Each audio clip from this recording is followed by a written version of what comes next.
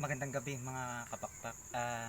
Meron na naman akong papakilala sa inyo na isang ibon na hindi pa namin pinapangarera, basal pa sa karera.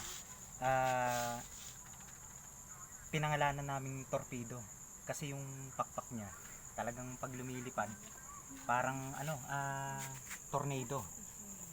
Ito po siya guys. Ah, Ito po siya guys. Ganyan po yung itsura niya guys, na pino po yung ilong na medyo kulubot, checkered, blue check po yung kulay niya guys. Ayan po siya, si torpedo. Ngayon ipapakilala ko lang po sa inyo itong ibon na to. Talagang napapansin nyo na mukhang quality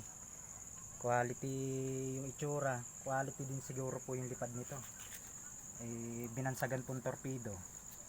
Ayan po yung kulay niya, blue check. Ito guys yung history ng ibon na to.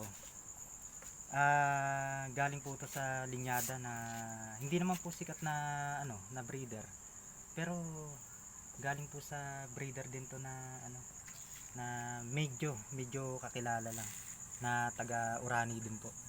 Ayan, kung kikilatisin nyo guys, ayan po si torpedo. Ayan po yung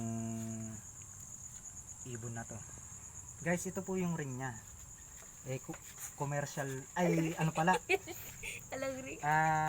Lip ring lang yun. Taiwan po siya guys, hindi lang po na singsingan, hindi lang siya nasingsingan kasi di naagapan, nang napisa po siya, kaya hindi po kumasya yung singsing. Kaya ito guys ay yung itsura niya. Balian na po to guys, 10 years old. 1 year yung edad niya po, 1 year na, 1 year and 2 months.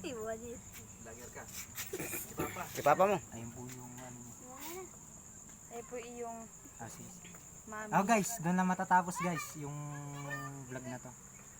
Ayun, pinakilala ko lang sa inyo guys si torpedo.